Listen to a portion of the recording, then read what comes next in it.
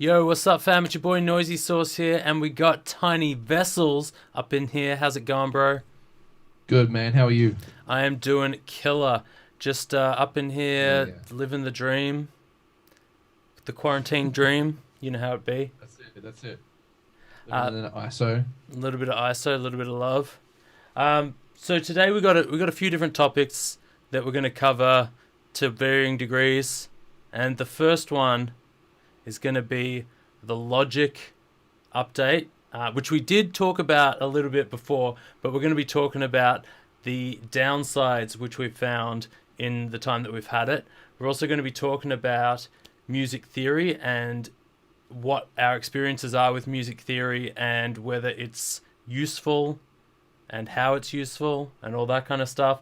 And we're also going to be talking about practice, like how we practice, what is good ways that we've learned to practice, what are bad ways we've learned to practice, and all that kind of shit. So we got a bit of stuff to talk about.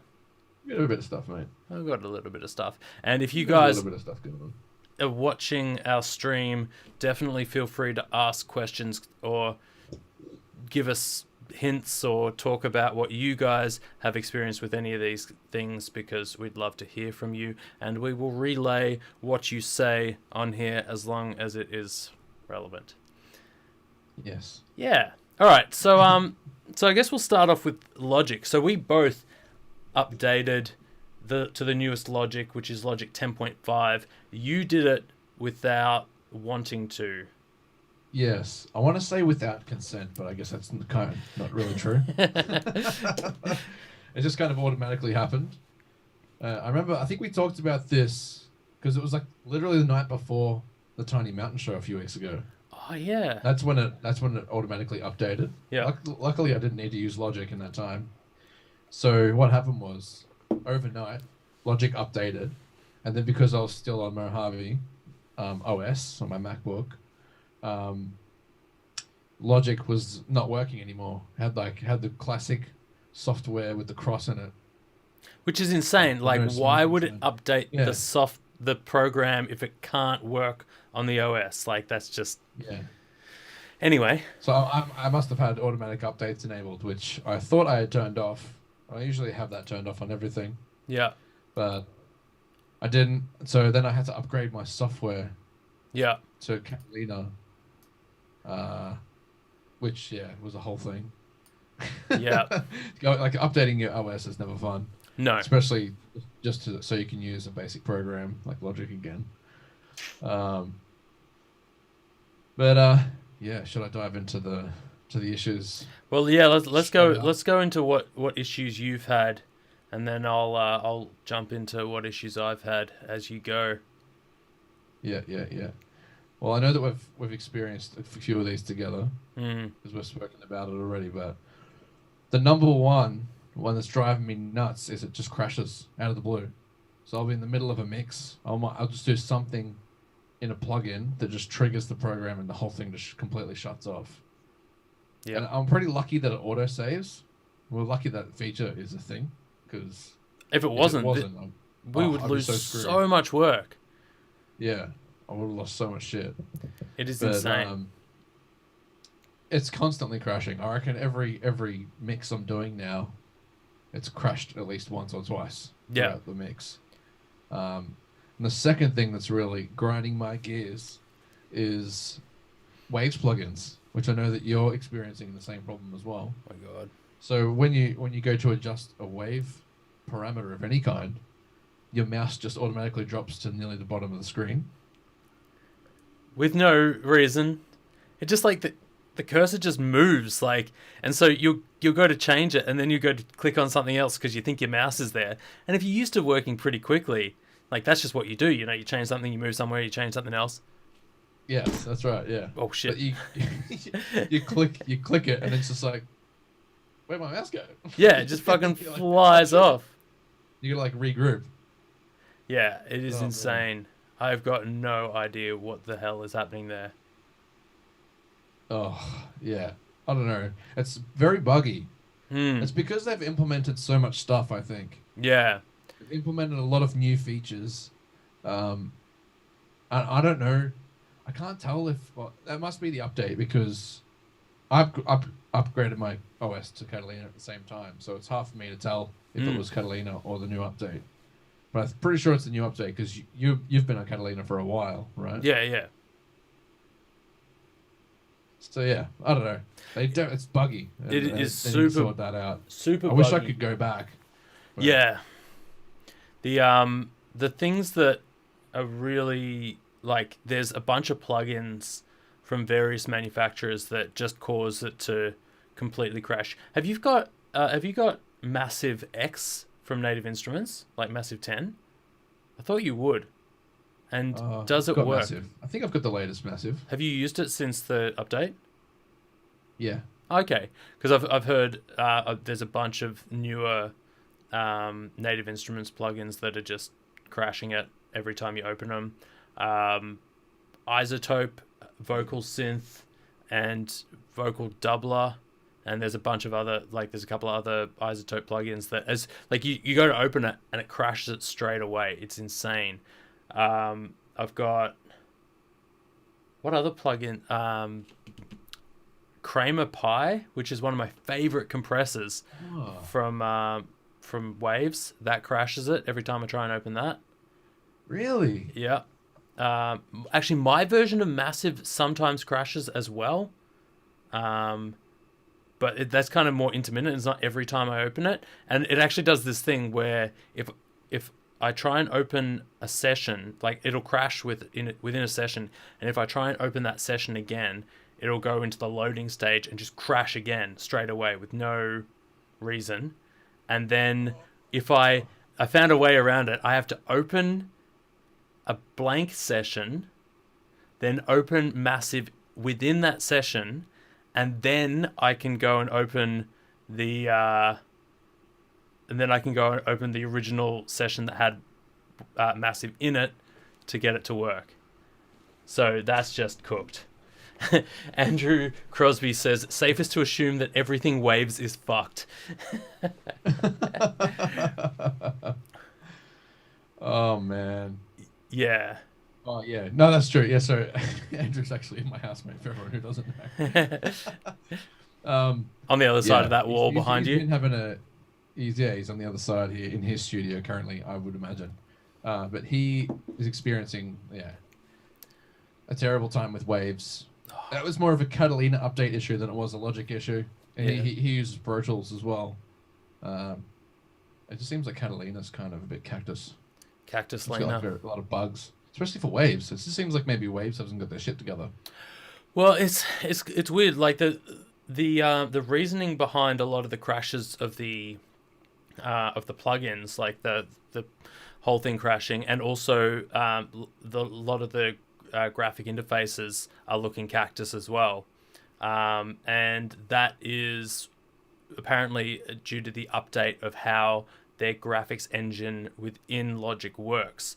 And so the new graphics engine isn't supporting the graphics interfaces of other things. And I'm no programmer, but I think that's the deal.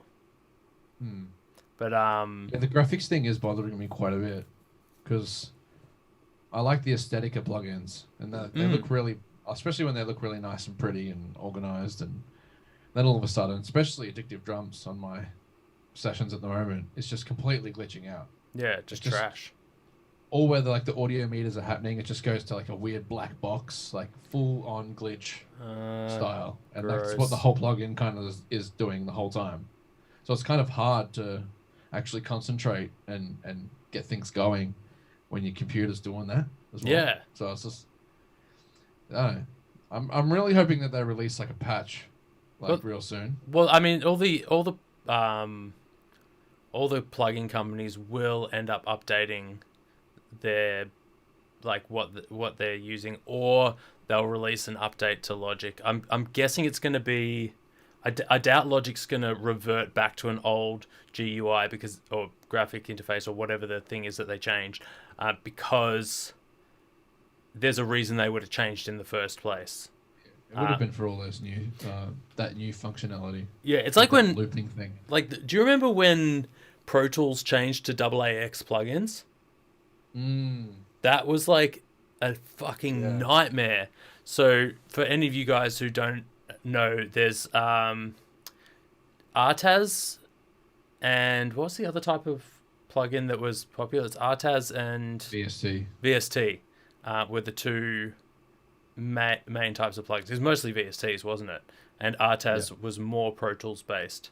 That was the real-time audio suite thing. Anyway, those were the two main types of plugins, and every plugin company in the world kind of used one of those two types of plugins, and every DAW would cater to those two. So you could use every plugin in every single DAW. But then Pro Tools came out and were like, yo, VST never worked with Pro Tools. That must be why they had RTAS. Anyway, and then Pro Tools are like, yo, we're going to create a new type called AAX. And then they just dropped it in their new thing. And every single plugin manufacturer in the world had to completely reprogram their plugins to work in this new software, which I think is just like, it's insane. But I guess Pro Tools was biting the bullet there and creating a better form of plugin, like before it got too hectic. But I don't know. It didn't really make much of a difference. No other DAWs taking it on. I just think it's it was a bit of a waste of time. Pro Tools must have had a reason. Was it well, no? It was how they like they were just way more economic with how they ran. Like they just ran better. Yeah. I do remember when they all came out then, and everyone was running on AAX. It was like running way better than what it used to run. Mm-hmm. But like, Crosby's saying that. Here we go. AU were the other popular format, and Pro Tools had RTAS and TDM, and wouldn't use VSTs. So I don't know why they didn't just go to VST. Must have been a reason. Mm-hmm. But yeah, whole bunch of bullshit. Whole bunch of bullshit. But going back to Logic, whole bunch of crashing. So is there many issues? Yeah, the main three for me was the glitchiness / graphic errors, the weird parameters, especially on Wave plugins, and some random plugins were crashing Pro Tools, and then Pro Tools just Logic, not Pro Tools. I don't use Pro Tools. God damn it. Yeah. And just Logic randomly crashing. Just like absolutely crashing. So, did you experience anything else? No, those were the main things. I mean, the crashing is probably the worst part of it. I'm just trying to think of if anything else has really come about. Those seem to be the main things. But the crashing is ridiculous. Like, it happens so often, and it has rendered good plugins that I've spent a lot of money on completely useless. Like, unable to even open. So that's really frustrating. I would like them to fix that very soon, but I don't even know how. Like, am I gonna have to download new versions of Logic? Am I gonna have to download new versions of the plugins? Is Waves gonna charge me more money to do an update that works? Like, what's gonna be the deal here? Yeah. Do I just stop making music altogether? You would think when you buy a plugin, like, especially from Waves, that the amount of money that you pay for a plugin is sometimes crazy. That like just gives you support for that plugin for life. You would think. Waves. All right. Waves have a. I got a theory on this. So Waves decided at one point that they could charge you for updates, and when they update, they just update sometimes the graphic unit, sometimes the graphics, but they update the version. And what that version change does is it makes everything prior to that version of like the overall Waves, like they've got a plugin that kind of makes all of the Waves plugins work, and they're up to version 10 now. Version 10, yeah. And so when you update all your plugins to that new version, you have to pay for that. So so that means every couple of years insane. you have to update to the new version. So when I experienced this not too long ago, where I bought a whole bunch of plugins that were on special and really good and cheap, and I spent like a couple of $100 on these like pretty sick plugins, to be honest. Like they were good plugins, but they fucking I downloaded them and they were all version 10, and I was running version 9 on my computer of all my other plugins from Waves, and so I downloaded these things, but they wouldn't work until I updated my thing to version 10. So I updated that, but then all of my other plugins wouldn't work. So I had to pay to update all of them, which racked me up about $1,000 in updates.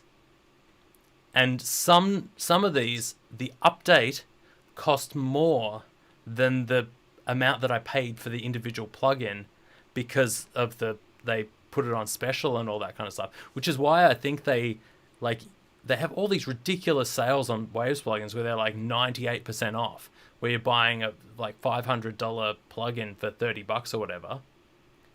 But what they're really doing is getting you hooked on Waves plugins so that they get this constant source of income every time they do one of these updates. Well, I hope they don't upgrade to 11 anytime soon. They probably will, but I get you're safe if you don't have to. If you don't have to update, except that maybe this whole Logic thing is going to cause an update, which you might have to pay for. Yeah, that would be really unfair. Yeah, fucking lame.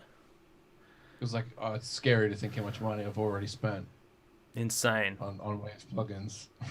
Yeah, like thousands. Yeah. And yeah, like the updates cost so much money, it's ridiculous. Yeah. Well, I hope they don't do that. No. So yeah, I hope they just do an update for free, or like they've just figured their shit out. Well, they still sound fine. The only thing is just like a weird parameter glitch.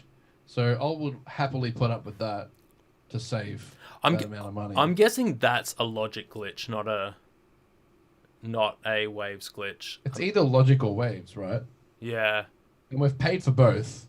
Yeah. So someone needs to sort that out. It's happening on both of our machines. Yeah. So it must be happening on every machine. I just don't know how they couldn't, like, how, when manufacturing this new version of Logic, how they couldn't have gone through all of these plugins and, like, tested them. Like surely you would test Waves plugins when you're updating your Logic. Like, the most popular plugin company in the world. Like, come on. How did they not test that? And how did they not know that, like, massive manufacturers' plugins are going to crash the whole program? Like, that's insane. It's like that happened to us within maybe the first or second time I opened the program. Yeah. Yeah. So it's like, if somebody's testing this, obviously they must have sent this out to someone to be like, hey, can you try this? People should have been testing this for months, and like the people making it should have tested it. Yeah. Oh shit! Just reading what Crosby said. Yeah. Apparently he updated to Catalina and it stopped all his version 9 plugins from working. See, that is Cactus. Yeah. Like. Oh man. So I must have Waves 10 plugins. Yeah. Well, if you've bought them in the last like 3 years, they should be Waves 10. Yeah, they are. They must be. So okay, and he must have had an older set, but that makes sense because he does touring and stuff, so he uses all those plugins on consoles. Yeah. For shows and stuff. Yeah. All right. What has not Daniel said? Apple / people who make Logic just need to make Logic work. The plugins working or not are up to the people who make the plugins. Yeah. But they should. That's just not the reality of like the program is like nobody's just using Logic. Yeah. Only Logic. you know, You got to it use it. seems like they've done something within Logic to, kind of play with the background, the, the nuts and bolts of it to make it do all this weird glitchy shit. Yeah. I feel like that's on Logic to at least warn everybody about it. Yeah, and so that you can decide not to download the newest version. It might take a while for Waves to like bring out their update, but this is what you can expect. Yeah. Instead of everyone's sessions just crashing and everyone's like, what the fuck is going on? Yeah. Pretty cactus. I don't dig it. It's not a good time. Yeah. Crosby especially has lost it about this multiple times. And rightly so. Yeah, I mean, you pay, like, I feel like it's a fairly, like, this shouldn't be happening. And if the update, there were some cool things in the update. I'll give them that. There was the whole looping thing. I mean, actually, apart from that, like, what else was there? There's a couple of new plugins. Actually, the rest was just new plugins. Fuck it. Like, the only really cool new thing about the program itself was the looping function. Yeah. And so I don't think that is a big enough change for them to prematurely release something that doesn't work properly, in my opinion. Yeah. That said, though, we've been talking about the cons this whole time, but like, the pros are definitely like that sampler I've been using a shitload. But again, that's just a plugin within. True. Yeah, that's cool. Fucking awesome. I love it too. Yeah, it's amazing. Changed my workflow on some like certain things. So I'm trying this wine out, right? All right. Tell us about your wine. What you got there, mate? I've got the De Bordelais over yonder. Pinot Noir. Pinot Noir. Oh, nice. See that shit? It's a bit too close, isn't it? It's too bright. Blown out. I can see it. Can't see shit. But it's cool. I get you. Oh yeah. 4 out of 10. 4 out of 10. Terrible. Yeah. It's a trash wine. A bit of a bite to it. Like, not in a good way. It's a little bit too bitter or something. I'm not a big fan of Pinot Noirs for that region. Usually, I think they're pretty good. I have to say I'm trash at telling wines apart. I'd probably love it. I know. It's just like the opposite of smooth. What's that? Rough. It's not that bad. It's just not that good.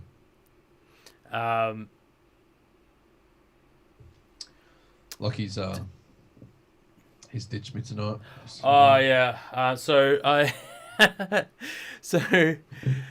had a night the other night with my boy.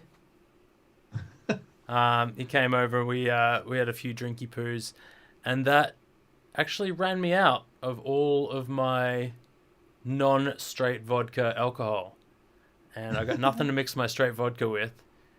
So hey, that was a good night. It was a good night, and it's a great night. I'm not, but I'm currently on the tea. Got some higher living up in here. That's reverse for you guys on. Actually, let's talk about this for a second here. I know this is not really audio related, but I was over your place doing a bit of a photo shoot. Oh yeah.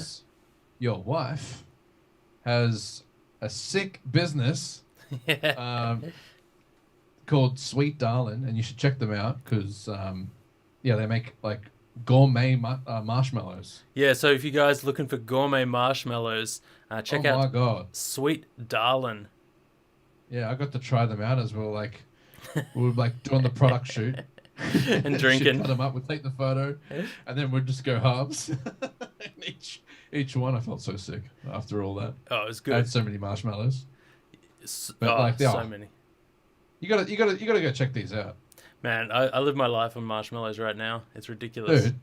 Dude, that cinnamon donut marshmallow is insane. It was good. And the coffee one as well. It's like fully covered chocolate.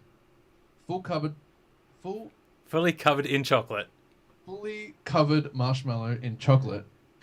and coffee flavored. It's got coffee flavoring in it, and it's unbelievably good. Words. So good. And I think my third favorite was caramel. The caramel one. Oh yeah. So good. Yeah. Yeah. So if you guys I want remember some, the Bailey's one being pretty good too, actually. yeah. Yeah. I mean, you can't go wrong with Bailey's. That's it. That's just a quick shout out to Sweet Darling. Yeah. So, if you guys want yeah, to, you guys should definitely check them out. I do some of their photos and videos and stuff. So yeah, peep you that should shit. check it out. It's really, really good shit. If you're looking for a present for your mother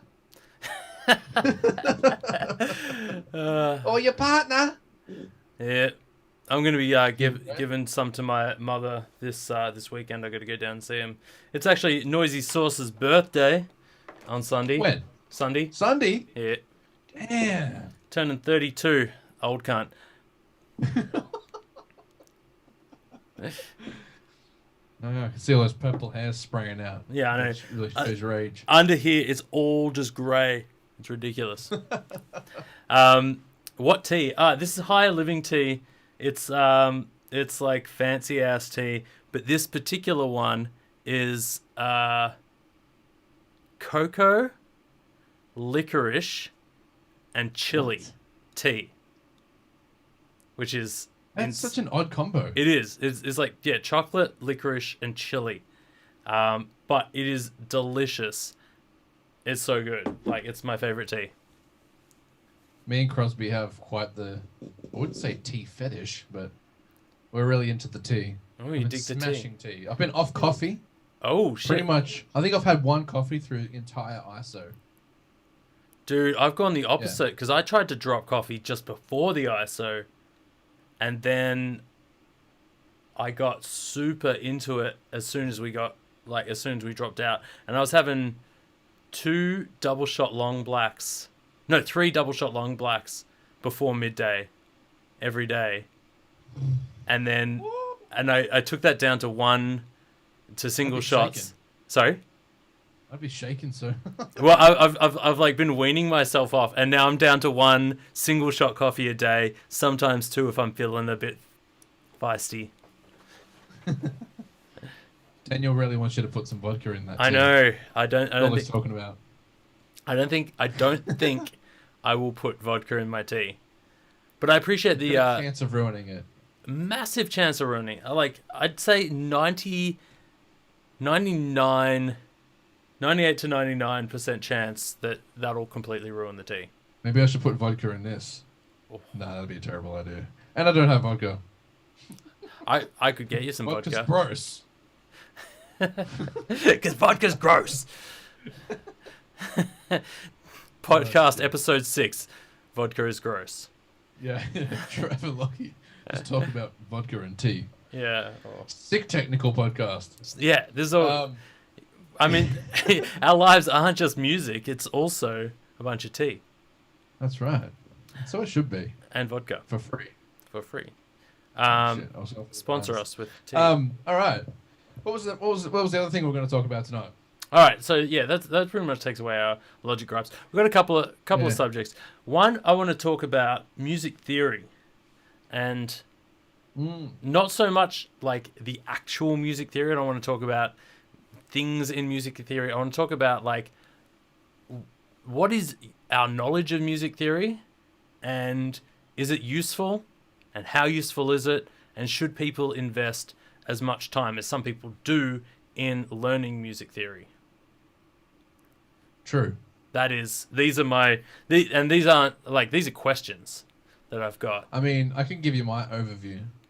Tell me, what music theory have you got? I could read drum music. Okay. I learned that in high school. I haven't looked at a sheet of music since. So like timings, like crotchets, quavers, semiquavers. Yeah, I could read like a drum beat and play it. Yeah, you could see Not very well, but I could do it. what like the theory of like all doing like all the repeats and all that kind of a thing, like that's where it started to get confusing for me. like where it's like, and that's like I would rather, and I started doing this because like I used to be in a band called the Soul Band. Yeah. And they always gave us sheet music, and I would just listen to the song 3 or 4 times before I went in there, and then I'd just play it by memory. Cheating motherfucker. Because I'm like, I would rather do that than read this music that I can't really read that efficiently. Yeah. It's not that I didn't want to learn it. It's just that I didn't like it. Yeah, that's fair. Is that the same thing? That sounds about the I don't same know. thing. Yeah, it's almost the same thing, I guess. I get like Uh, in that capacity where you're playing in a band like that, where you're playing songs that you potentially have never heard before, mm, being able to read like sight read music is probably quite essential. Um, yeah. but And I imagine if you ever want to play an instrument in like an orchestra oh, or something like if classic, you're any kind of classical music, if it's a you're requirement. if you're Like playing in no an real way orchestra, around that. then you 100% have to know how to sight read Oh music. yeah, it's entirely reading. What about like notation? Can you figure out like not sight read, but can you figure out what notes are where on a sheet? No, Like I never have. if I put a fucking dot in the middle of a piece of music, would you be able to tell me what that note is? No. Okay. I No. mean, that's only one aspect of music theory, really. Um, Yeah. because I mean, there's a whole bunch of different. Well, for me, it's not practical. No. I don't need to. I don't need to know that, so I haven't. I mean, if I was to learn piano or something properly, maybe I'd dive into that. But Yeah.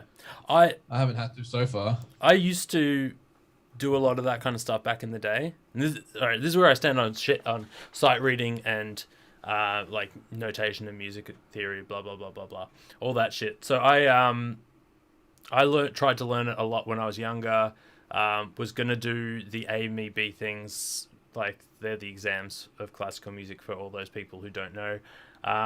Never really did it. Learned it a lot in school, all that kind of stuff, and I haven't used any of that side of things for a very long time. I would say I haven't really touched a piece of like sheet music for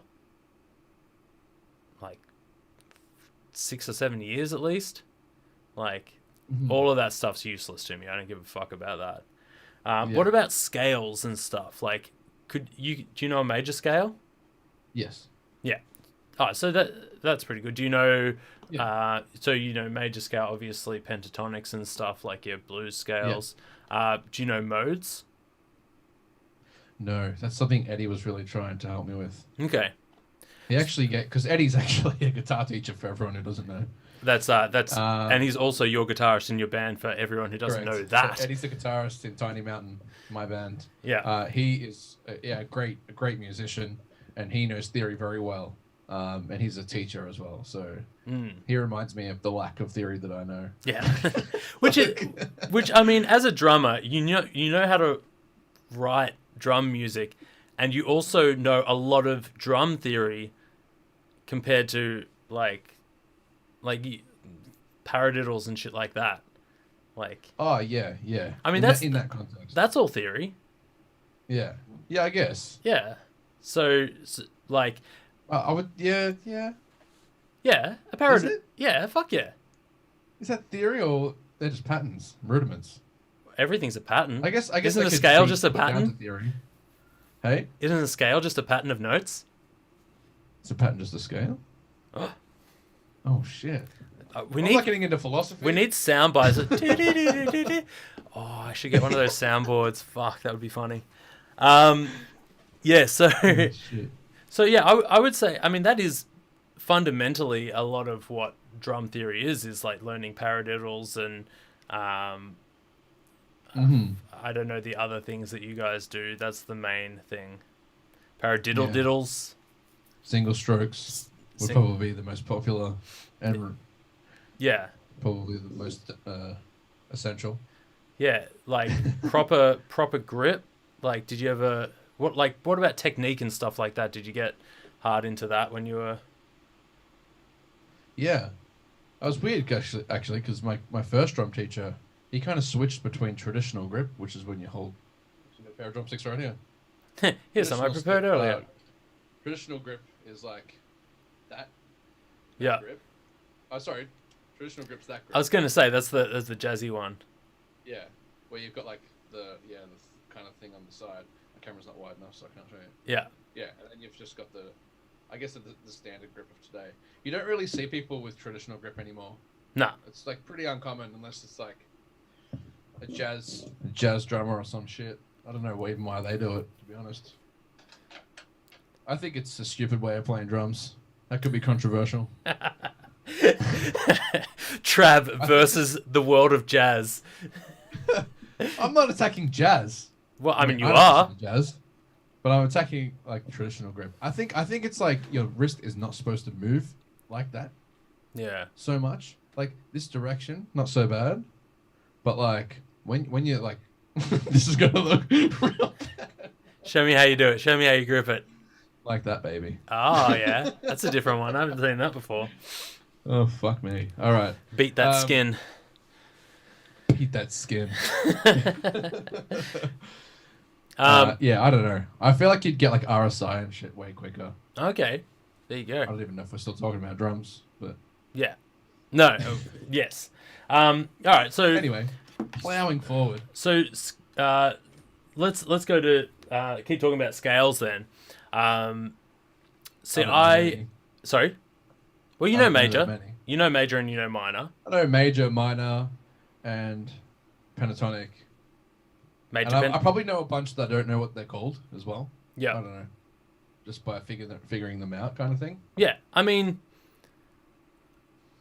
like the main modes, like the set of modes that come from the major scale, Ionian, Dorian, Lydian, Phrygian, Mixolydian, Locrian, and Aeolian. I didn't get them in the right order, but those are all essentially the same scale, just starting on a different degree, and how you play them changes the sound of like it makes vastly different sound, and you have like a bunch that are like kind of base themselves around the major scale. You have a bunch that base themselves around the minor scale, and depending on which one you use, you can really change up the flavor of your sound. And it like these days it doesn't really matter, especially when you're making music like on a computer where you're like, you know, typing stuff out and changing stuff, or you know, you're recording in your studio, you're playing with stuff. Like I feel like knowing these scales isn't super important, because you like, as long as you have an experimental mind, you will find the sounds that you want to find, which I'm sure you do anyway. You're probably using a lot of these scales, or at least elements of them, in your songwriting, but you just don't have a name for it. And I think that's cool. But one thing I'll say, because I learned all this again when I was like that nerd in high school, spending 4 hours a day shredding on guitar, like that. Like I learned all these things, and I feel like that theory is kind of useful now, because I know things like, if I want to kind of have like a bit of a Middle Eastern sound, I'll go with a Phrygian mode. Or if I want something like really uplifting and epic, I'll go with a Lydian mode or something like that. Like those are just like little things that I think that kind of theory has helped me way more than the like sight reading and all that kind of shit. I think that stuff's kind of useless these days. Yeah. Yeah, definitely. But yeah, learning like chords and shit as well. Like epic chords. Like, you probably experiment more than most people do with chords. I've seen you play some pretty epic. I don't even know what they're called most of the time. Yeah, well, I mean I only ever really know what they're called if I play the chord on a piano, and then it tells me what it is in Logic. Because you know when you play a chord, it says it has a little thing. You're like, holy shit! And I'm like, oh shit! It's Nice. a sharp 9 diminished 6. Yeah, I really like sus chords. I've come to realize. Oh, sus chords are the best. They sound so sick. Yeah. What else do I do? I don't know. Especially on guitar, I wouldn't be able to tell you. Yeah. Eddie would. Eddie always like says, "Oh, you're playing such and such chord," and I'm just like, I have no idea. Am I though? Am I, Eddie? Yeah. Prove it. Yeah. It's like, oh, like this, and I'm like, oh, but. Yeah. Yeah, it's pretty funny to to see how much I don't know. And Yeah, I don't know. I but just don't have the drive yeah, but to that kind of go out. I'd rather just figure it out. It takes me like what, a couple of seconds to figure it out. The sound that's in my because whenever I'm playing something, I usually have the sound in my head first, yeah, and then it's just a matter of figuring out what that is on the guitar. yeah. So yeah, I don't know. I've never had a reason to go out and like learn No, I all these think bunch of books. I should. I don't know. I think, and this will kind of come across in our call it practice conversation as well. I feel like a lot of people spend a lot of time learning learning all of the scales. Like they'll sit down, like I'm talking about like me when I was a nerd when I was a kid, and a lot of other people who like they spend a lot of time thinking I need to know everything, and so they'll learn every single scale, and then you've got all these scales but you don't know how to implement them. And I think instead of going out and learning, like, there's so many fucking scales, man. If you go on Wikipedia and search like different scales, like the musical scales, there's like hundreds. Yeah. It's pretty much every combination of notes that you can think of, they're there. But the I think like learning, like just before you start songwriting, kind of getting an idea for one, and being like, okay, I'm going to try and implement this into something, and then experimenting with it. I think that's a way more useful way of doing things, because you grab an idea, and then you see how it sounds, and you manipulate it and you play with it, and then you see if it works for you. If it doesn't work for you, you hear how it kind of sounds. I reckon that's really cool. Yeah. And that is like the foundation of like such unique sounds from certain musicians as well. Yeah. Like I know, like I'll just take like one of the most iconic drummers, like Travis Barker, for example. He's like one of the most, like, he's probably the most famous punk rock drummer on the planet. Oh, easy. I can't think of And any other punk rock drummer's name. yeah, but like when he learnt drums and like played a lot in the earlier days, he was doing a lot of marching stuff. Oh yeah. So that's how he got really good at like doing all of like that, really like those sick rolls and all that kind of stuff. Yeah. So he started like in a marching band kind of situation first. Oh really? And ended up implementing that into his pop punk kind of genre. Yeah. This is like really interesting. Yeah. That's why you see him just doing all those rolls so easily. Was he all like neck tatted up and all that when he was doing marching band? Yeah.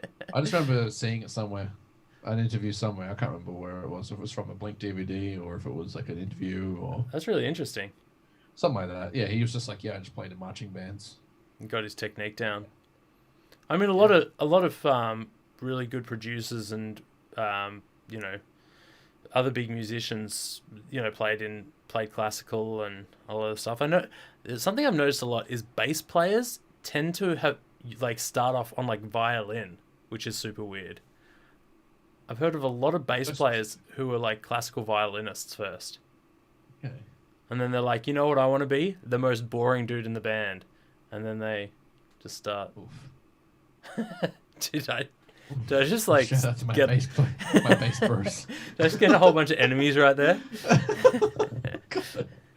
Nah, I don't know. Everyone shits on bass, but it sounds shit without it. Yeah, no, I'm solidly joking. But okay. Who's like the most famous bassist? It's got to be like Flea, right? Yeah, probably Flea. Or like, I mean, there's a few big bass players. A lot of them are also singers though, like Lemmy from Motorhead. Yeah, true. Like, is he more famous as a bass player or as like the front man?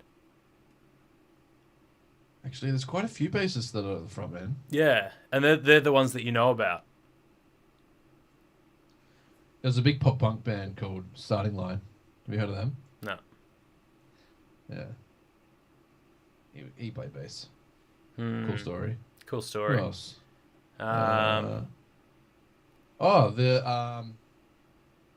Is it 21 Pilots? Is it that? Or is it the Yeah. other one? What's the one that's similar to? I think it is 21 Pilots. He plays bass and lead vocals, and they got a drummer, right? That's it. Don't know. Oh no, that are you thinking of Or is that Youngblood or whatever? blood? I can't remember though. Something blood. Oh my god. I know the one you're talking about, but it is 100% not 21 Pilots. They are completely different. It is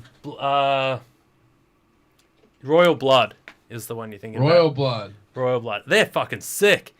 Awesome band. Bass and violin both have 4 strings, is what Not Daniel says. I guess they are the same. Oh, you're definitely right. It's definitely Royal Blood. It's definitely Royal Blood. Yeah, 100%. Yeah, nice. Has Awesome. only Yeah, bassist no and guitar. No, there's no guitar. Royal Blood only has bassist and a drummer. Yeah. And Rest is backing tracks. and the rest is backing tracks, and they sound epic. Yeah. But I don't know his name.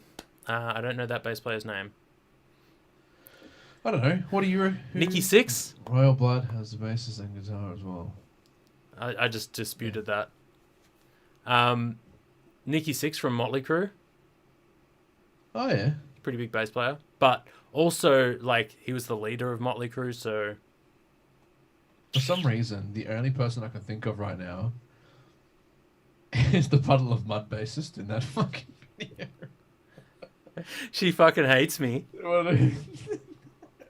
No, Puddle of Mud, where they do the Nirvana cover. No, Have you not seen this video? No. Oh my god. bring Oh it up, my Eddie. God. Oh wait, we don't have that Oh, guy. holy shit. Oh well, I mean, we'll probably get copyright strike. Yeah, we probably not that we're should. making money We can anyway, check but- it out. Well, I'll check it out after this. But what's the? Anyway, it's you just have to see it to believe it, right? Yeah. And the bassist throughout the whole song, when he's watching this, dude, he's just kind of looking at the other members, going, "What the fuck are we doing?" Oh really? It's amazing. It's absolutely amazing. Is it a video Anyway. clip or is it a live clip? Yeah, no, it's Puddle of Mud playing a Nirvana cover live. I can't believe you haven't seen this. It No. was so viral. Oh. All right. Man, have you ever seen? We are way off topic here, but this is just funny things. Have you ever seen that clip of Red Hot Chili Peppers playing Under the Bridge, and John Frusciante is just like fucking the whole thing up on purpose? And they're on a big TV show, and he just he's playing it all wrong, and Kidos is just at the front just trying to singing it right, just trying to get through it, doing the thing. And when he goes under the bridge downtown, that bit, and Yeah. John Frusciante normally is the dude who sings that. He just goes up to the mic, and instead of singing those lines, he just screams into the microphone. Was he high as fuck or something? No, he was just before he quit, Ah. and they had this massive falling out, and that was the kind of the final trigger. But it was broadcast, and you should see, Kidos is just looking at him like, "Fuck You're you," gonna die. but still playing the song. It's so funny, man. There's one of the oh, I love that. But I definitely want to check out that Puddle of Mud one. Do they just play it so badly, or Should we just do it and fuck it kind of thing? All right, yeah, chuck it on. Well, let me find it. 'Cause Alright. I definitely because they made it unlisted to give Oh. you a vibe of how epically bad this is. That's so funny. Someone would have re-uploaded it for sure. I love that shit. The thing is, alright, I'm gonna have to mute my microphone while that's playing. Actually, no, I'm not. Fuck it. Why? Oh no, because It should come through just my channel. yeah, my but vocal channel. oh, okay. Yeah, because it's not coming through your Yeah, I Can think you hear that? no. Oh well, I'm not screen sharing, so you won't hear it. All right, screen share Do you for want me. to try it? Let's try this. Yeah, All right. So this is the Nirvana. This is puddle of mud covering "About a Girl" by Nirvana. Right. And we're definitely gonna get a copyright strike for this. Oh, that's fine. Oh, you've disabled. You need to enable screen sharing for me. All right, sorry, one sec. Everybody's gonna see me just multiple. Wait, do I? Sorry, guys. Advanced sharing options. Unless we just like whatever we can not. No, I'm just going. All participants can share. Sorry, guys. Just a little bit of Zoom capture here. Yep, go. All right. Give me that. Give me that. Give me that. Give me that. All right, here we go. All right. Just gonna make sure this doesn't. Did I share the right screen? Can you see that? Yeah, I can see. Yeah, I can see your YouTube. Oh, I didn't. Hold on. I need to stop sharing for a sec. Okay. I didn't click the freaking share sound button. Ah, classic. All right. Can you hear that? Yeah. I won't play the whole thing. I'll just play like.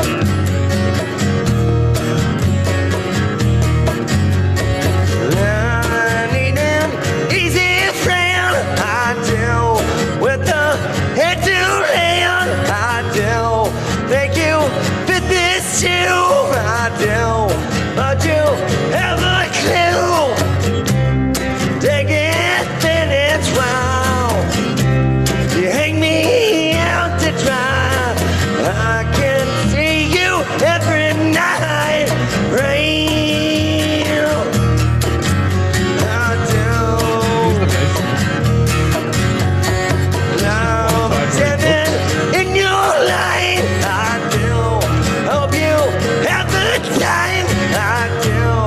Pick up number 2. I do. Keep on stay with you. Take it, then it's wild. I'm just gonna go ahead and make the audio. Oh my god, that is so brutal. funny. It's brutal, right? I feel so bad because I feel like I know what he's trying to achieve here. The singer. What? I know what he's trying to do. He's A trying not to like trash fucking cover? it's bad. It's bad. That's so bad. Yeah, it's just absolutely brutal. But Puddle of mud. What went wrong? One point, yeah, there's this one point in the track where the bassist is kind of just looking. Here we go. Where the bassist is kind of just looking. Like, you should stop. Oh, it gets even better.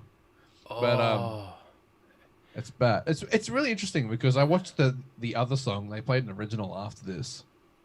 Yeah. And his voice doesn't sound that bad. It sounds like his normal singing voice. Yeah, I wonder. But for this cover in particular, I think he was trying to do the Kurt Cobain grunge voice thing, and he just can't do it. No. So Oh my god, I feel that's so bad. funny. This went incredibly viral, and this is like all they're kind of known for doing in the last 10 years right now. Well, I remember when they first came out, it was that track "She Fucking Hates Me" was the big one. Yeah. That's so funny. Yeah. But I didn't really know anything that they did after But that. see the bassist. Oh no, he's just kind of looking around going, oh, fuck. What are we doing? What are we doing Like, here? what's this guy thinking right now? Like, I don't know. what's the singer thinking? I wish they did like a response video. Yeah. That's crazy. Oh my god. Also, that video that you I kind of want to see that Chili Peppers one that you're talking about now. Yeah, I'll see if I can I'll find try it. Okay, yeah. I was gonna say I can find it here if you like. If you want to. It's like Red Hot Under the Bridge. Under the Bridge live bad or something. But I remember I saw it on. I was reading the biography, and he was talking about it, talking about that performance, and I'm like, oh, I've got to see this. And so I looked it up, and it was just like, holy shit, that's just so bad. Yeah. Wait. Have you seen the Muse one?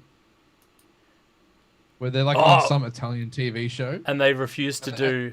They refused to let them play live. They were like, "We're just gonna play the song, and you're gonna play along to it." And Yeah. they're like, "What are you talking about? We're a live band." Yeah. And they're like, "Nah, this is what's gonna happen." And then they This swap is, like, instruments. right before they went on. Yeah, so they all just swapped instruments and played the song on different instruments. And it was fucking amazing. It's the best thing I've ever seen. I'm It's so gonna good. I'm gonna text you this link. All right, send it my way. Yeah.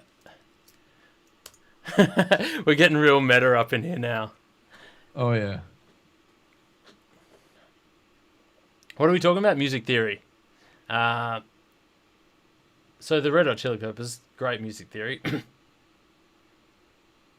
All right. You got it? Yeah. I won't do too much of this. I don't want to bore everyone. Although this is probably entertaining. It's pretty funny. All right, here we go. Yeah, it's legit like That's that. what it reminds me of. He just lost his shit. That's amazing. I thought it was. Why? I need to read that book, man. Apparently, it's amazing. Oh, it's really good. But it's just talking about how like they like he was just shitty with the band. He was high. He was pissed off, and he just like he was about to quit, and he was just hating the band. And you can see it's just like he's all the way over that other side of the stage, and the rest of the band are kind of in the middle doing their thing. And he's just fucking the whole thing up. Like, it's actually quite incredible that the rest of the band kept that song together. That is impressive. I mean, if someone was doing... I can't imagine actually trying to finish the track knowing what was happening. Yeah, like, he was playing nothing right. Like, it sounded like a fucked up experimental thing. And, yeah, really, really good job from the rest of the band getting that through. Yeah, they killed it.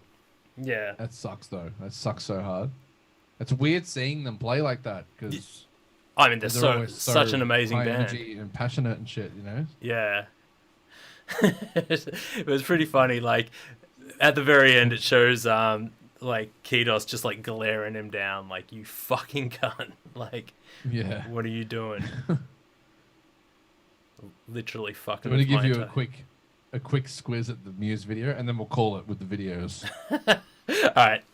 I feel like Just people quick. will dig this shit because they get to Yeah. just sit around watching the same It's just videos. like, I guess it's like those online reaction videos or whatever the fuck. people Yeah. do. But yeah, this one in particular, I remember losing my shit because knowing the backstory of them. Yeah, I don't know. I think it was a similar thing to what you saw. Like you saw the interview of them talking about it, and I'm like, I have to go and see this. Yeah. And then I found this, and I'm like, this is amazing. So this is Muse. For anyone who's just come in now, this is Muse playing live on like an Italian TV show. And like right before they went to air, like right before the show kind of started, they were told that they had to play along with their recorded track, but they had to play live along with the recorded track. But they refused because they're a live band and an amazing one. So the TV station demanded that they did it, so they all swapped instruments and played the song that way. So that's what we're about to watch. I won't play that too much of it.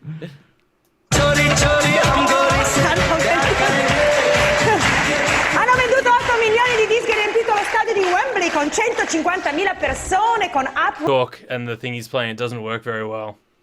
Oh, my bad. Sorry, mate. No, it's all good. I'll, yeah. So look, you can actually see that there's no mics on the drum kit at all. Yeah, they've just fucking done it. Yeah, it's just full on playing to, like, shamelessly playing to the track. Amazing. So freaking good. I remember So- seeing that, just going, "You legends, man!" Yeah. Like, how good is that? Yeah, like, and I mean, they pulled it off. It looks kind of funny. Like, uh-oh. Heads up, we've detected copyrighted audio and video in your stream. Your stream may be Yep. temporarily blocked. Oh shit! Are we still Damn, live? son. We're still live, aren't we? No. We Yeah, are. apparently we're still live. It just says it may be temporarily blocked. Man, I do this when I'm doing live streams of other people's tracks. My stream gets blocked every single day during, like, while I'm doing it because of this shit. Really? Copyright stuff's hectic. Damn. You think they'd just like strip the profit, or just say, look, this because that's what they used to do on the covers and stuff. They were like, Yeah. you just can't monetize this video because you don't own the rights to it. Yeah. Now, if as soon as my Instagram live notices that I'm playing anything that's got a copyright strike against it, it just it makes it unable for me to upload that or save it or have it replayable. It just like completely cuts it, and also cuts the audio at the time. So I've got to. That's why you can never watch those reviews that you do. Yeah, you can't. Those music reviews, because if any of them are on Spotify, they just get copyright struck straight away. Yeah, and yeah, exactly. Right. And some people just use beats that are similar to other or the same as other people's beats, or there's that one that you made and showed me was crazy. Let's talk about that. Let's talk about that. All right, because that blew my mind. All right, so backstory. So I made a video a while ago where I created a 808 bass sound in GarageBand, but a synth one from scratch, using a stock 808. Sorry, a stock synthesizer from GarageBand, and I created this 808 sound with it and like showed you how to do it and put that up. And at the very end of the thing, I took that sound and just played it like a pretty simple 808 rhythm melody thing with a pretty simple drum beat as well. Like it was a bit trappy, but there wasn't really anything special about it. But I put that up. Anyway, I uploaded that video after somebody edited it for me. Thank you very much, Tiny Vessels. Uploaded it, and it was like, yo, you've been copyright struck for this video that you've put up. And I'm like, how the fuck did I get copyright struck when I literally, like, I made this thing from scratch? There is nothing else in here apart from sounds that I made using GarageBand from scratch. And that's like, so it's insane. Anyway, I found the track that it said I was copyrighted. It told me like it's found portions of this track in my thing. I was like, what the fuck? And I looked it up, the song, and I had unknowingly pretty much copied this beat exactly. Like, did you even know the song? Never heard it before in my life. Yeah, so you didn't actually copy it. No way. You just wrote another beat that sounded exactly like the same. Song. Yeah. Yeah. Like the same tempo, almost the same drum rhythm. Like the drum rhythm was fairly similar. The 808 sound that I created in GarageBand was almost identical, and also the same like kind of rhythm and melody of the 808. Which do you remember who the artist was? Because you could re-upload that video again, just saying how to get a 808 sound like. True. I mean, it was quite a popular song, so yeah, that's a good idea. How to get an 808 like this in GarageBand? Recreate this beat. Yeah. And I just load up the session. Actually, I think I didn't even save that session, so I probably lost it forever. But I wonder. But that kind of like, I feel like the automatic copyright striking of music is getting a little bit too hectic now, when you can make a beat that sounds like something enough that they copyright strike that. I think we're going too far with that kind of shit. Yeah. Copyright's really taken, like, it's gone a little bit too far in that direction. I don't like it. Well, this is a pretty interesting topic, because it's like at what point is the song too similar? Well, I mean, that's a whole other thing. Let's talk about copyright. Damn. I actually went on a rant about this on one of my previous live streams in the morning, but I'm happy to go on another one because I feel very passionately about this. Yeah. Yeah. So, copyright. All right. When is a song too similar? Let's go with the law definition. Do you know what the law is? No, not off the top of my head. So what is actually deemed as too similar is when they get a group of music specialists or musicologists. I don't know what their actual title is, but like music knowledge professionals, like academics in music, like people who spend their life studying what music is. Anyway, they get a bunch of those in the courtroom and they play them the two songs and they say, is this too similar? And those people decide the fate of the lawsuit, which I think is fucking bullshit. And like I think it's insane. Like that Blurred Lines. Did you hear about the Blurred Lines one? Oh yeah. Like, didn't copy the rhythm, didn't copy the melody, copied the vibe of the track, and that's what got them copyright struck. Yeah, that in my opinion is insane. Like, you can't copyright a vibe. That's bullshit. No. Like, Yeah. otherwise, like black metal, where every single song, I'm sorry, black metal fans, every single song sounds the same. It has exactly the same vibe. It's not true, but like, come on, play with me here. But like, sorry, I'm just gonna piss off the whole black metal community. But like, you know what I'm saying? Like, does then every single black metal song that sounds semi-similar to the first black metal song that sounds same with pop punk? Everyone says pop punk sounds the same. Exactly, like they're like the vibe of a genre is what makes it a genre. You can't copyright a genre. I think that's bullshit. And I like the whole like suing people for like stealing music. Like, man, motherfuckers have been stealing music since day dot. Like, I think unless you are doing a cover, like straight up like stealing entire lines or entire like verses and stuff and calling it your own, I think only then is it like really copyright. Yeah. There's a few examples that I thought of. I heard one in the car yesterday. I was on the way home. I think I know what you're going to say. Go. I heard one. I don't know. Yeah. I heard a 1975 song, right? Oh, okay. They got a song called Chocolate. And then I heard a song by the band Camino. Oh. And I can't remember the exact name of the song. It came on randomly when I was driving home, and it sounded exactly the same.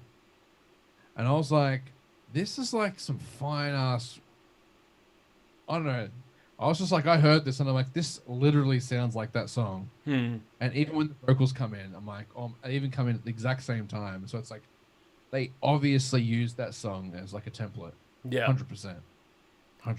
But like, no doubt in my mind. And if I can tell that, it's just like a dude listening to it in the car. I'm like, how did these guys not get sued over that? I mean, those guys probably aren't the sort of people to really sue people. Like, but should they get kind of shit? Should they get sued? Like, I mean, it's still not the same song. They're not singing about the same shit. Or anything like that. But I guess this is kind of more of that thing that you're saying. Like, it's almost exactly the same chords, same tempo. I mean, same swung feel, same like. What about the melody? I guess the vibe is the vibe's the same. Almost, yeah. It's exactly the same. The melody is incredibly similar as well, and I was just like, I heard it last night, and I was like, this is crazy. And I'm like, I wonder if anyone's ever compared these two tracks before. Yeah. Also talking about anyway, I can try and find the song name if somebody wants to look it up so that we don't lose our podcast. So the first song is a song called Chocolate by the 1975. Yeah. And the second song is... Let me just find it. Oh, it's a band called... It's called The Band Camino. That's the full band name. The Band Camino. And the song is called 2/14. Okay. Right? And So if you look up those two songs, play Chocolate and then play the band Camino 2/14, back to back. and tell me that they are not the same. So like, do you reckon they're exactly the same? They're not exactly the same. No. Because like, I mean, in this modern age of musicianship and stuff like that, you can sell songs to multiple people. I mean, as a beat maker, that is what I do. I sell my beats to multiple people as leases, and all those people who own a lease own the rights to make a song out of that. I mean, See, how does that work? How does that work if one artist uploads that to Spotify? it gets So when it gets to the point of them saying, "Do I own this song?" What do they click? Yes or no? they click yes, but they have to split their royalties with me. Spotify, and when it like you're not supposed to, if you have a lease, you're not supposed to upload to anything that will copyright strike. You should be What's that then? abstaining. SoundCloud? Sorry? What's that? SoundCloud and Bandcamp? No, there's a certain, I can't remember what it's called, but it's like it's whatever program. It's like what was the one? Shazam. It's like the Shazam of the internet. You're not supposed to upload to that, which is the one that detects all of the different things. So That's right. What's it called? It's a something code. but yeah, Yeah, I know what you mean, because when I upload my tunes, it asks if you want that unique code. And I guess that's exactly what you don't want if you've got a lease. yeah, because then other people can't do it, and then they get their songs taken down, and it's a whole fucking thing. Like, so many people talk about Jesus, this. I mean, that sounds like a nightmare, because if one of them did just decide to do that, or didn't know what they were doing and just clicked it by accident and just went through with it, Yeah. do they claim the rights from every other track that's using that? So it's not. beat? It's just, it gets just hairy really quickly. People will just get their stuff copyright struck here and there. They don't actually claim the rights. Like, it doesn't give them the rights, but there's shit that goes on with it. So But what you're telling me is they should buy exclusive every time. well, I mean, ideally for me, yes, buy exclusives from me. But no, I think leases are extremely valid. For artists, I don't think people should buy. I actually advocate against buying exclusives unless you have the facilities and the reason to do so. I think there's this whole attitude that, like, oh, I need to own the beat. It's like, motherfucker, you can't afford the beat to own. You can only afford the lease. Deal with that and make fucking great music over a leased beat until a record label pays you, and then you can fucking buy as many exclusives as you want. That this is completely off topic, but that's my view on that. I don't think. I like that. I don't think that exclusives are worth it. If I was a rapper starting out, I would hella not be buying exclusives. I don't think they're worth buying, just because they're like you don't need it. You don't need an exclusive. Like, what's the, like, if you think you're big enough that someone else rapping on that beat is going to affect you rapping on that beat, you're cooked.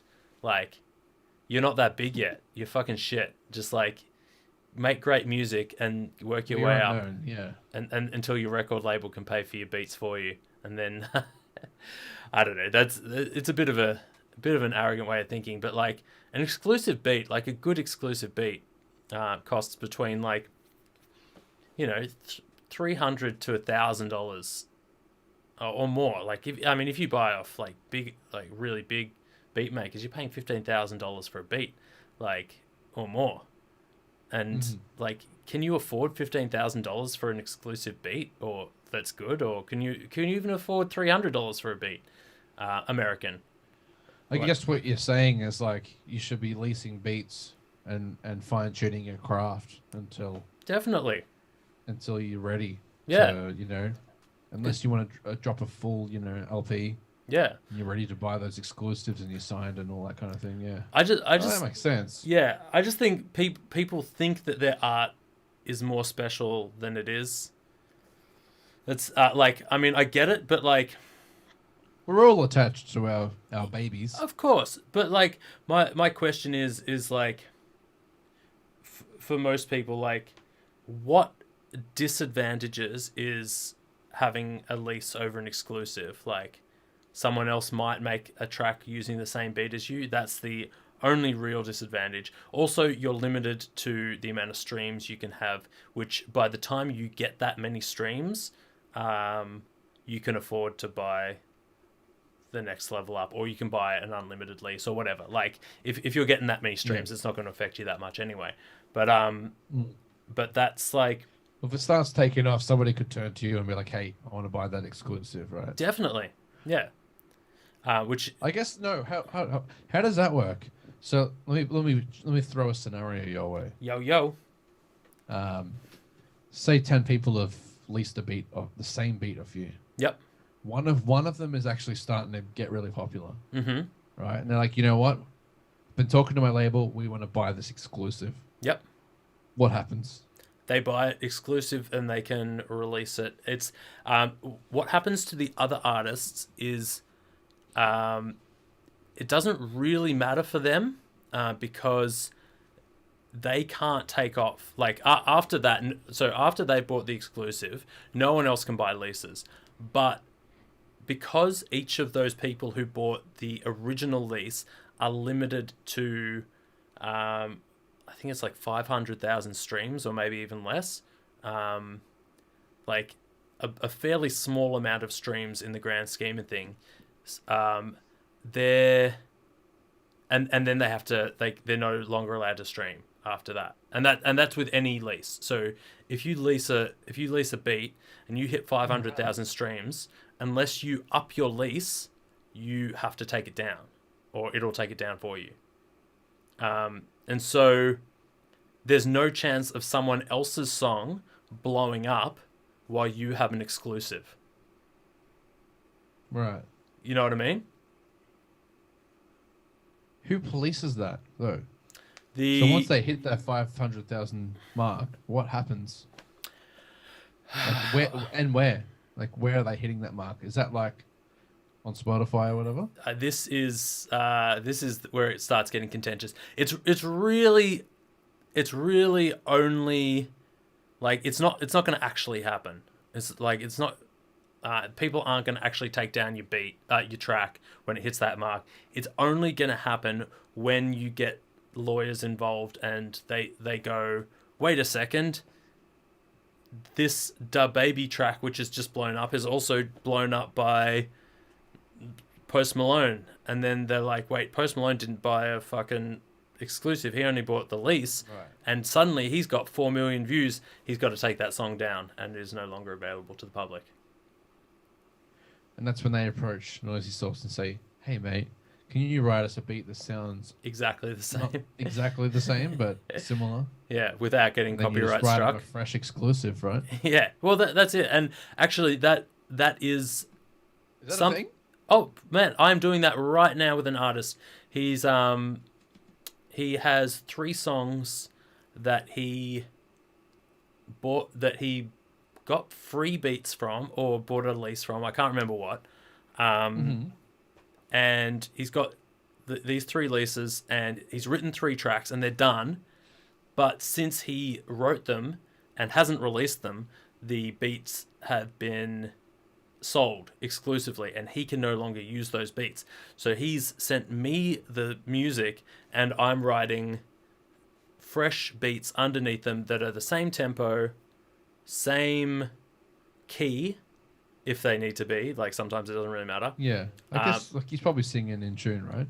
Well, yeah, most of it's rap, so it's either in you tune want or similar vibe though, right? Yeah, similar or close enough. I'm not going to go a semitone out or anything like that, But yeah, and same kind of structure that like the vocal sits well under, and I'm writing these beats for him exclusively, so I'm pretty much just writing new beats like with this framework there, and that's a cool job, and I've done that for a couple of other people too.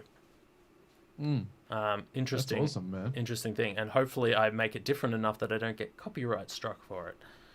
But it is like I know it's different enough. Like I'm not using the same sounds. I'm not using the same melodies. Like sometimes I'll use similar chords, but it's different enough that it won't matter. Yeah. But yeah, interesting. Oh, that is interesting. Yeah. I haven't really dealt with copyright issues. Copyright. I mean, I've other than like releasing covers, and those being struck, and so they should be really. Yeah. Like I didn't write the song, but it's interesting because the covers that I used to do. This is back in when I played in a pop punk band called the Spin Set, so you can look this up if you want. Mm. But we had this one cover that got close to 1 million views. Right, it was a cover of Titanium by Sia. Yeah. And we put that up, and that it was getting a lot of attention, and we're like, oh, this is sick. And that was the one that got copyright struck. So the other ones didn't actually really get copyright struck. So did they strike but that one it? did. Or did they just it put must have been somebody that's seen it from maybe that knew the label or something like that, and they reported it. Because so did it get wiped off, or did they just put other ads on it? I don't know if there's ads on it at all. But they told us specifically on our channel that we couldn't monetize it. They're like, okay, this is not your song to monetize. And we're like, well, it's not. You're right. Really? That's interesting. Like our other covers that we had done on the channel didn't get struck. But they got ads put on them. I don't think we put ads on them. No, but like, so I released a bunch of covers with someone a while ago. We just did a bunch of covers, and oh hey, what's up, Chris? Oh yo, fam. My fam. And what happened with our ones, because they were all covers, is pretty much as soon as they went up, we got the message saying, "This is not your this is not your song. It's got a copyright claim against it." But it didn't matter. Like the song stayed up there, but they just put ads. Like it just got automatically monetized, but monetized to the artist, not to us. Yeah.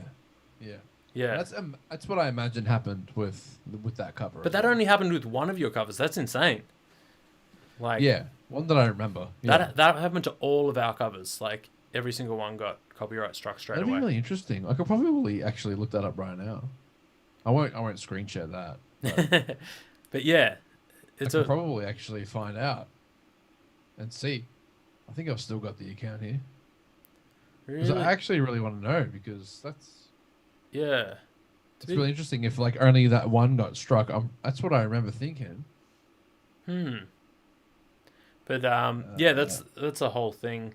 I think the one thing that annoys me about that is that with conventional covers, the artist who plays a cover like conventionally still gets half the royalties because they own the publishing rights, not the mechanical rights, or it might be the other way around. I can't remember.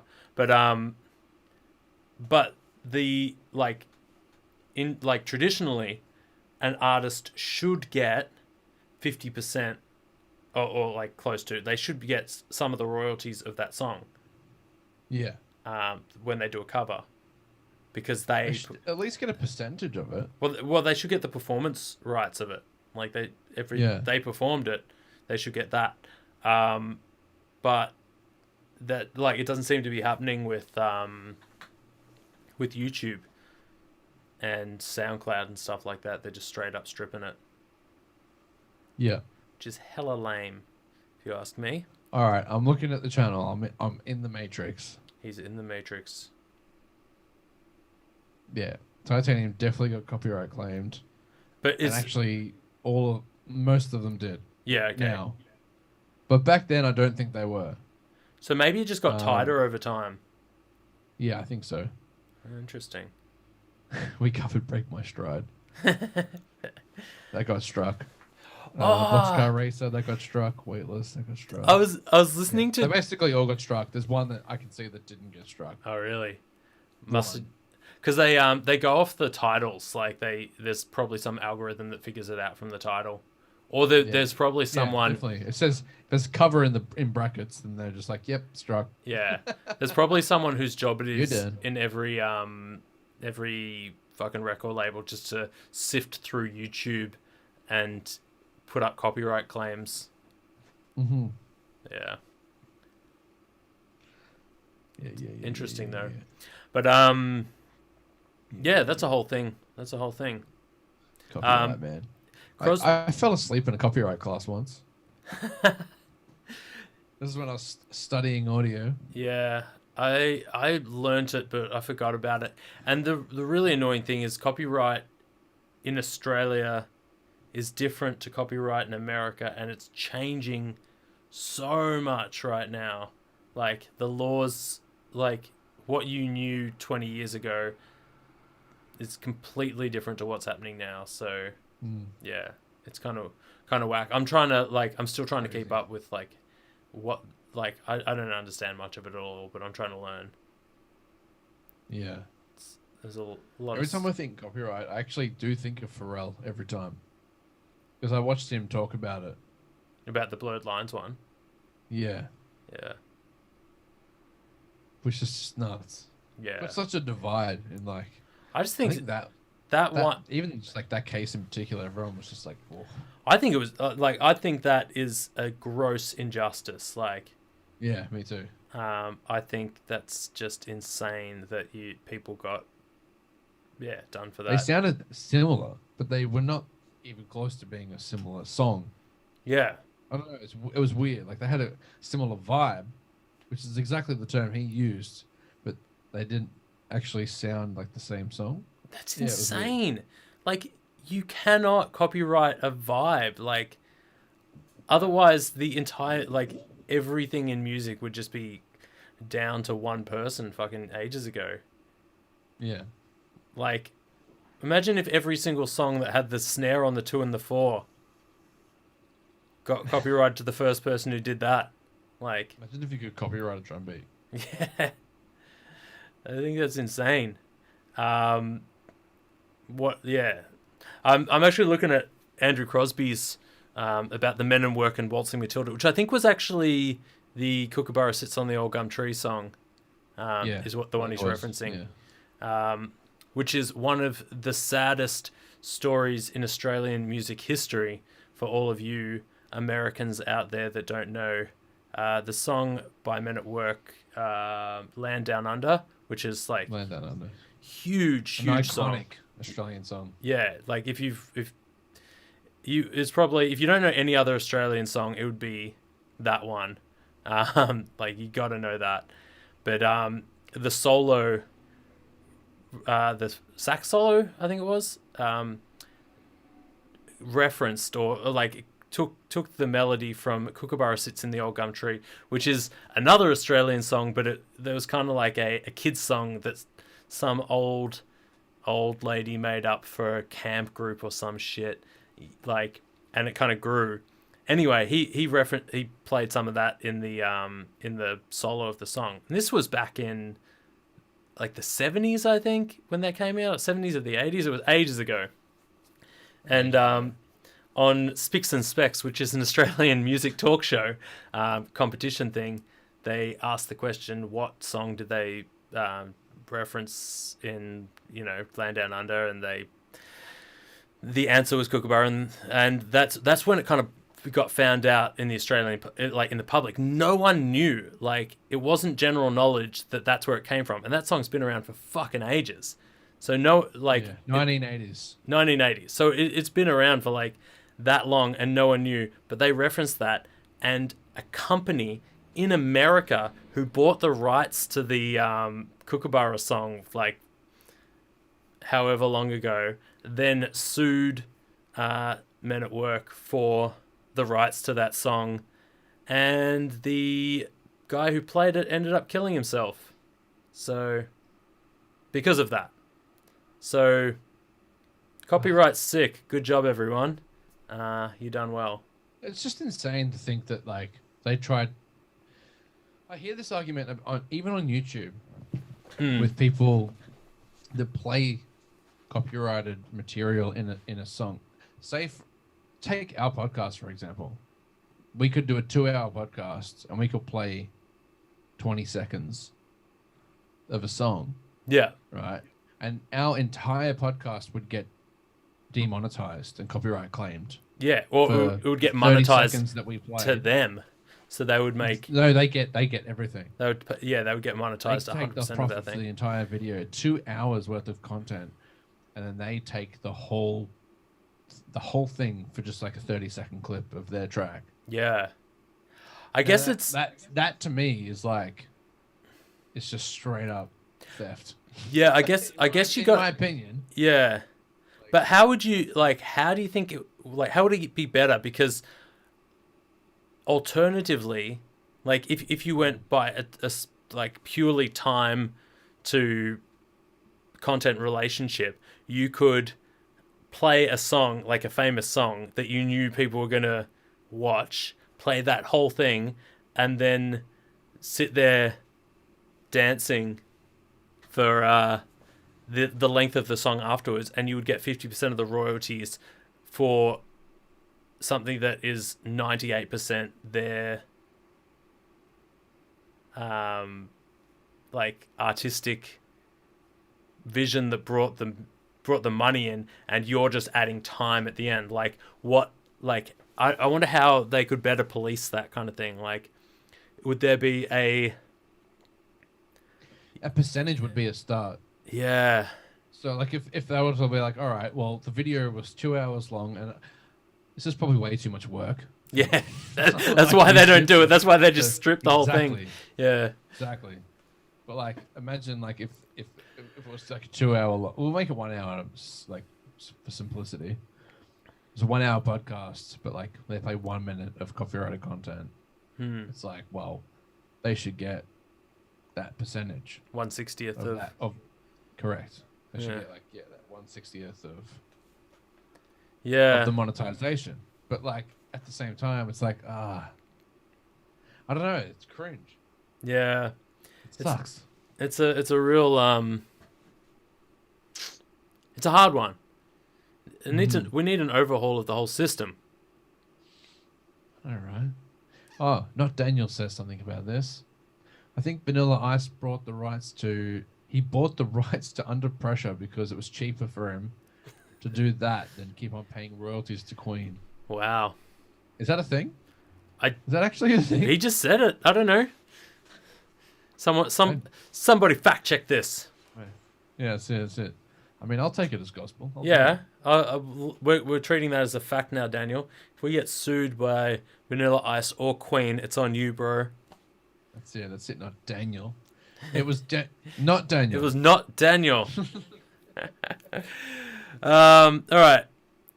Fuck. We spent a long time talking about that. I don't think we're going to get to the practice side of things. Yeah. I think we've spent too long talking about copyright. Sorry. I mean, like, I could fix that up pretty quick. Nah, let's leave that one for another one. Save it. Yeah. All right. I got a lot of rants to talk about practice. Oh yeah. Yeah. All right. That's all right. We'll save that. Well, are you feeling that this has come to an end? I don't know. What do you think? Where are we at with this conversation? Are we feeling good? I need to pee really bad. So maybe we should call this one and leave some space for the next time. All right. Let's do that. All right. Are we going for like 85 minutes? Yeah, we've been up here for a while. Yeah. Actually, no, it should be more than 85 minutes. It should be 98 minutes. Okay. Oh, actually, no, maybe not. Sorry. Maybe I'm lying. Look at what YouTube's telling me.